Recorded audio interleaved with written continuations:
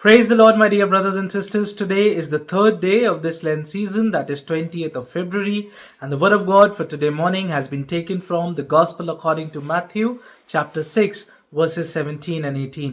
मेरे अजीजों, आज की सुबह के लिए वो खुदा का वचन, खुदा का कलाम जहां से लिया गया है वो है मत्ती रचित सुसमाचार, उसका 6वां अध्याय, उसकी 17वीं और 18वीं आयत, जहां पर इस प्रकार से लिखा है, परंतु जब तू उपवास करे तो अपने सिर पर तेल मल और मुंह धो, ताकि लोग नहीं परंतु तेरा पिता जो गुप्त में है तुझे उपवासी जाने।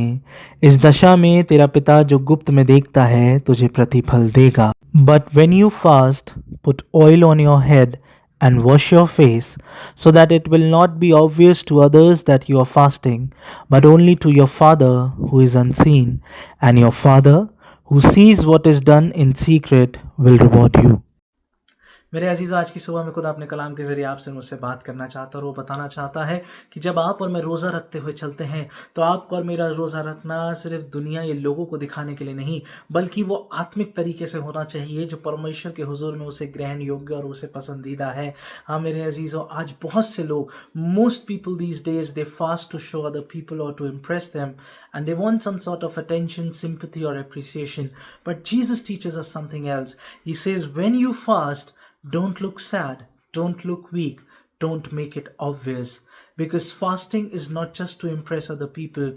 Fasting is a conversation between God and you. It is the time to humble yourself before God. And that's the true meaning of Lent. Not just giving up food, but giving up your pride. Not just skipping the meals, but surrendering the flesh. Sometimes we fast from food, but we still feed our ego. But Jesus wants a fasting that produces humility, purity, and a deeper relationship with God. So today, let us fast with the right spirit with God. मेरे अजीजों, जब आप और मैं खुदा में होते हुए आत्मिकता में रोज़ा रखते हैं तो उसका प्रतिफल वो परमेश्वर, वो खुदा आपको और मुझे देगा।